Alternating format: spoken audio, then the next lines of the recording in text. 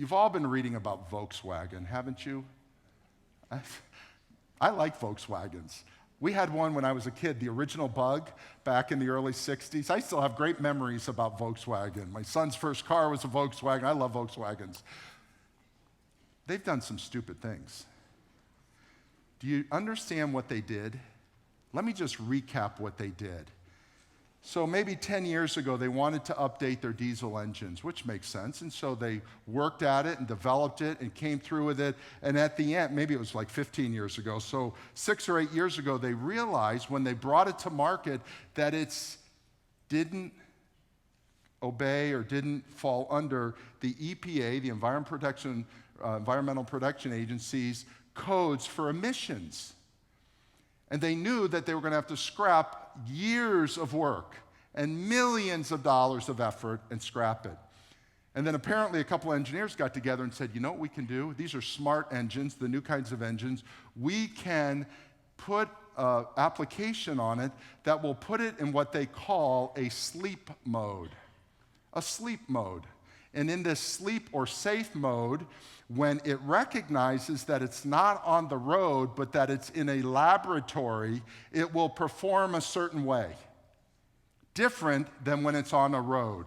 How did they do it? I thought, this is fascinating. I had to read about this, because I'm not an engineer. You engineers get it. I didn't.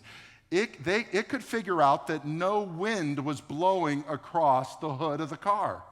It's going 80 miles an hour with no wind, so it knew it could be in the safe mode. And it didn't need to rev its engines as much, producing the emissions. Also, they figured out that the steering wheel doesn't move in a test. It stays the same. Well, anybody driving 80 miles an hour moves the steering wheel. So if the steering wheel is not moving and the car's going 80 miles an hour, it's obviously on those rotors just staying up there spinning. Let's make it have less RPMs, less emissions, and it'll pass all the tests. And then we don't care what happens when it gets out on the road. That's pretty smart. I mean, think if they were honest, what could they have done? So what happens?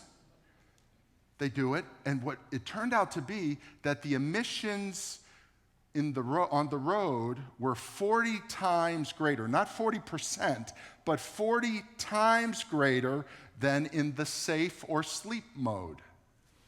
So I was reading this the other day, trying to just gather all this, and I thought, this is like the church. This is exactly like the church. We come into church in the safe mode, and we begin to spin our wheels. And you listen and you go, wow, he can go 80 miles an hour. She's going 70 miles an hour. Wow, does that engine sound good? And we're all in church as our engines are being revved. There's no wind, there's no sleet, there's no hills, there's no turning, there's no slamming on the brakes. It's a pretty safe place. And we're all running around going, boy, you guys are great. Wow, what a great engine you have. And then when we get out in the world, it all breaks down because we don't really have an engine that works properly. You and I need to understand that we do not live in a safe, sleepy world. God has not called us into a safe, sleepy world. I wish it was. I wish my little granddaughter, who turns 4 today, could live in a safe, sleepy world. And little Deshaun, who turns 5 tomorrow, I think, could live in a safe, sleepy world. Daniel, Shadrach, Meshach, and Abednego did not live in a safe, sleepy world. They lived in a tough world. And yet their belief took them places where their disbelief could never have taken them. And it's my conviction that each one of you and each one of me and my family, need to understand that God is not here to keep us safe. He is here to make us godly. He is here to make us salt and light in this world. And you and I have a choice. We can pretend it's safe in here, and we can rev these engines on these rotors, but it's windy out there, and it's rough out there, and there are hills out there, and there are pits out there, and there's coral out there, and there's sharks out there, etc., etc.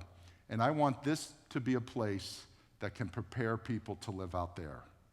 It's easy for me to prepare you to live here, but I don't want you to live here. I want you to visit here.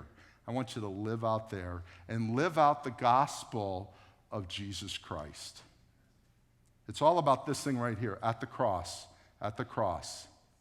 where I first met the Lord. Let's pray together.